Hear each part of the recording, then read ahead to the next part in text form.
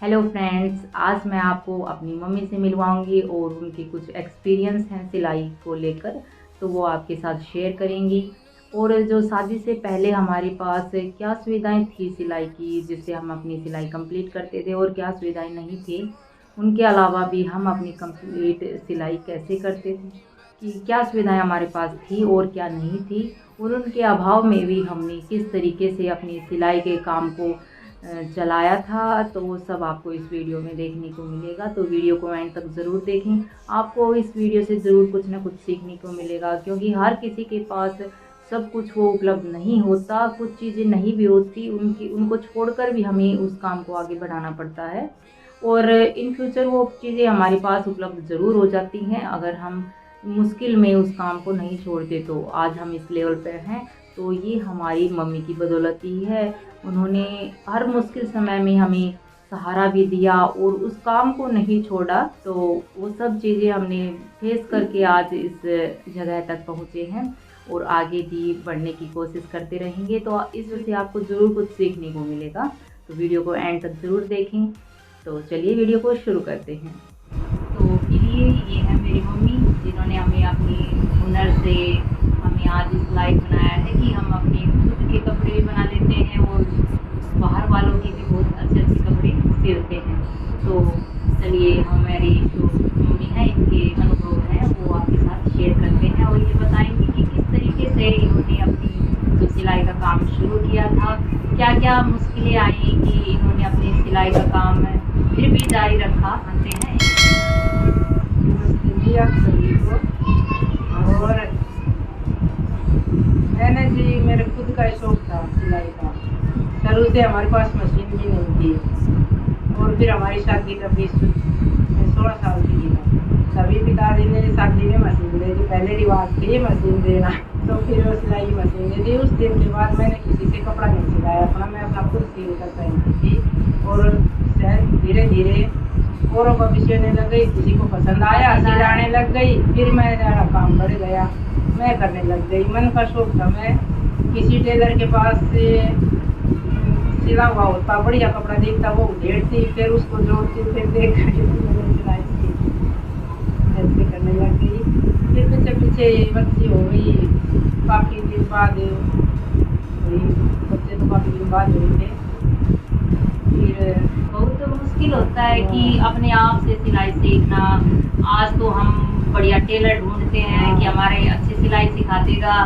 पहले के टाइम में ऐसा नहीं होता था, कोई हमारी आस पड़ोस की होती थी, चाची माम सीखती घर में से सीखते थे, वो सिलती थी, तो उसके पास बैठते देखते। वो कभी कहती है हमारे ये सिलाई लगा दे, थोड़ी सी ये सिलाई लगाना, वो काम करती उठ के मैं शौक हो गया मेरे को। बहुत अच्छा लगा। मैंने बोला मैं तो सिलाई करूँ, मैं तो सिलाई करूँ, तो मेरे को तो ऐसी शौक लगी, मैं तो वैसे सिलाई करने लग गई। मेरी मम्मी की उम्र आज 60 साल है और आज भी मेरी मम्मी उसी रूटीन में अपना सिलाई का काम करती है। पहले घर का काम फिनिश करके फिर अपने सिलाई के काम में लग जाती है और शाम तक, रात को भी कई बार करनी पड़ जाती है। तो अब भी मेरी मम्मी देखिए इस उम्र में भी इतने ज़्यादा एक्टिव हैं कि सिलाई का काम नहीं छोड़ा। उनको बहुत ज़्यादा शौक़ है सिलाई करने का, तो वो अपना सिलाई का काम नहीं छोड़ना चाहती। मेरी मम्मी बोलती है कि जब तक मेरे हाथ पैर चलेंगे तब तक मैं सिलाई का काम करती रहूँगी, इसको नहीं छोड़ूँगी, क्योंकि उनको शौक़ है बहुत ज़्यादा सिलाई करने का। तो वो अपना काम नहीं छोड़ना चाहिए। बस हमें ऐसा ही शौक़ अपनाना है कि जिससे कि हमें बोर महसूस ना हो, चाहे कितनी भी हमें तकलीफ़ हो, वो भी हमें छोटी लग जाए उस काम को लेकर, तो ही हम उस काम को आगे लेके जा सकते हैं। कुछ ज़रूरतें भी हो जाती हैं कि उस शौक़ को अपनाना भी पड़ता है। कई बार क्या होता है, छोड़ देते हैं कई लोग शौक़ अपना, कि रहने देते हैं, क्या ज़रूरत है। पर कुछ घर की स्थिति भी हो जाती है कि उससे हमें पैसे भी मिलते हैं, जिस कारण से हमें अपना रोजी रोटी अच्छे तरीके से मिलती है, तो उस काम को हमें और भी ज़्यादा शौक़ हो जाता है करने का। तो इसी तरीके से मम्मी करने लगी। फिर मम्मी के बाद धीरे धीरे फिर हम हुए बड़े, तो हम भी फिर छोटे छोटे ही अपने जो खुद है मम्मी की हेल्प करते, तो क्लास में पढ़ती थी तभी सिलाई करने लगी थी मेरे साथ साथ। हमें तो याद ही, मुझे तो याद ही नहीं है खैर कि मैं अब कब से अपना सिलाई का काम शुरू कर रही हूँ। तो जब से मेरी याद है तब से मैं अपना सिलाई का काम कर रही हूँ। पहले इतना याद है कि तुरपाई वगैरह करती थी, उसके बाद धीरे धीरे सलवार सिलने लगी। और उसमें मम्मी हमें डांट भी बहुत मारती थी कि तू काम अच्छा नहीं करती, इस सिलाई को इस तरीके से लगा तो अच्छा लगेगा। हमें बहुत सारे अनुभव मिले। असली मेहनत तो है वो मेरी मम्मी ने ही की थी, क्योंकि हमें तो थोड़ा पका पकाया मिल गया था कि मम्मी बताते ऐसे सिलाई लगानी है, हम वैसे ही लगा लेते। पर असली मेहनत तो मेरी मम्मी ने ही की थी, कि उन्होंने कहीं से सिलाई नहीं सीखी। बस जो टेलर का कपड़ा होता था उसको लेती और उसको हाँ लगता ना ये अच्छी फिटिंग है इसका या अच्छी सिलाई है, अच्छा लग रहा है देखने में, उसको उधेड़ती, फिर उसको नापती, फिर डायरी में लिखती। ऐसे ऐसे करके मेरी मम्मी ने सीखा है। और जो मेरी मम्मी ने सीखा उसी को मेरी मम्मी ने हमें भी सिखाया कि इसको ऐसे लगाओ, सिलाई को इस तरीके से लगाओ, ज़्यादा फिनिशिंग आएगी, ज़्यादा अच्छा लगेगा। तो उन्हीं ने हमें सब कुछ सिखाया है। तो इस काम को हम और भी आगे लेके जाना चाहते हैं, तो इसलिए हमने भी सिलाई का काम ही चुना। पहले के जो टाइम में इतनी ज़्यादा गांव में लाइट नहीं आती थी, तो रात के समय में भी हमें सिलाई करनी पड़ती थी। तो उस समय में लैंप होता था, उसको हम जला कर रखते मशीन के पास, फिर सिलाई करते। या मोबाइल होता था नोकिया वाला, जो छोटा वाला होता था, उसकी लाइट जला कर रखते मशीन की सुई के पास। तो इस तरीके से हम अपना काम चलाते थे।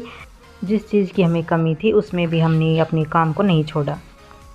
फिर धीरे धीरे करके जो मेरे नाना थे उनके सिलती थी, कुर्ते पजामे भी सिलती थी। और अपने जो घर की जो मेरी नानी थी या और अड़ोस पड़ोस की जो लेडी थी उनके सभी के सिल देती थी कि मैं सिल दूंगी, मैं सिल। ऐसे ऐसे करके मेरी मम्मी खुद का हाथ जो है साफ हो गया और वो एक अच्छी टेलर बन गई। मेजरमेंट के हिसाब से मेरी मम्मी यहाँ पर सिलाई करती है, और उसी को सीख कर हमने आज ये सीखा। तो हम भी अपनी पढ़ाई के साथ साथ भी हम अपना सिलाई का काम करते थे, तो मम्मी की भी हेल्प हो जाती थी। इसी वजह से हमारा भी इंटरेस्ट हो गया इस चीज़ में, और फिर पढ़ाई भी हमने जारी रखी।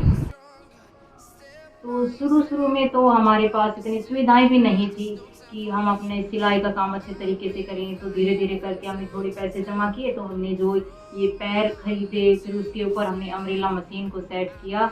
पहले तो नॉर्मल ही थी, बाद में हमने अम्ब्रेला मशीन को सेट किया, धीरे धीरे उस पर हमने मोटर लगवाई। तो ऐसे ऐसे करके हमने धीरे धीरे अपना काम बढ़ाया। तो पहले तो इतनी लाइट भी नहीं होती थी, और उस जो दौर में भी हमने अपना काम फिर भी चालू रखा। कोई भी कस्टमर को ऐसा नहीं लगना चाहिए कि हमारा काम रह गया या उसका सूट देना था वो नहीं सिल पाया। दिन में तो हमारे यहाँ पर लाइट इतनी गांव में होती नहीं है, तो हम जब प्रेस करने का टाइम होता था तो लाइट नहीं होती थी और अर्जेंट देना होता था, तो उसमें भी हम कैसे प्रेस करते थे वो आपको बताती हूँ। कि जब मम्मी करती थी, जब हम छोटे ही थे, तो क्या करते थे, एक डोली बोलते हैं हमारे यहाँ पर, जिसमें हम दूध वगैरह लेके आते हैं, या डब्बा होता है जो, तो उसमें गरम कोयले डालती मम्मी, उस ढक्कन को बंद करती, कपड़े से पकड़ती और फिर उस कपड़े के ऊपर करती थी। ऐसे ऐसे टाइम निकाला था। तब तो बहुत मुश्किल लगता था, लेकिन आज उस टाइम को जब याद करते हैं तो बहुत थोड़ा महसूस होता है कि हाँ, मुश्किल समय भी हमने ऐसा लगा। तो आप ये मत सोचिए कि हमारे पास क्या है या क्या नहीं है, जो कुछ है उससे स्टार्टअप करना सीखें, थोड़े से ही अपना शुरू करें, फिर पैसे तो आएंगे धीरे धीरे, उसमें से कुछ जोड़कर हम अपने लिए ज़रूरत की चीज़ें इकट्ठा करें। तो ऐसे ऐसे काम हमारा अपने आप ही बढ़ जाता है, पता भी नहीं चलता। और एकदम से हम ऐसा सोचेंगे कि हम ये मशीन भी ले लें, वो मशीन भी ले लें, तब काम शुरू करेंगे, तो ऐसे में तो हम थोड़ा कर्जे में ही जाएंगे। तो अब अगर आप एक मशीन है तो आप उससे काम चलाइए, इंटरलॉक नहीं है तो रहने दीजिए। अगर इंटरलॉक कस्टमर मांग भी रहा है या तो उसको अवॉइड कर दीजिए, उसमें से आप पैसे कम कर सकते हैं सिलाई के। ऐसे करके कस्टमर भी आपका नहीं जाएगा वापस और वो आपसे सिलवा भी लेगा। तो ऐसे करके भी धीरे धीरे पैसे जमा करें, इंटरलॉक ले आएँ, ऐसे ऐसे करके ये अपने जो काम है वो बढ़ाएं। तो मायूस होने की ज़रूरत नहीं है, सबकी लाइफ में कुछ ना कुछ मिसिंग होता है, तो उस सब का रोना नहीं रोना है। जो कुछ है उसमें खुश रहें और अपने काम को आगे बढ़ाने की सोचें। तो ऐसे करके अपना काम आप शुरू कर सकते हैं। आप सीखने को मिला हो तो वीडियो को लाइक करें और शेयर करें, और आप हमारे चैनल पर नए हैं तो चैनल को सब्सक्राइब करें। तो मिलते हैं नेक्स्ट वीडियो में, तब तक के लिए बाय बाय।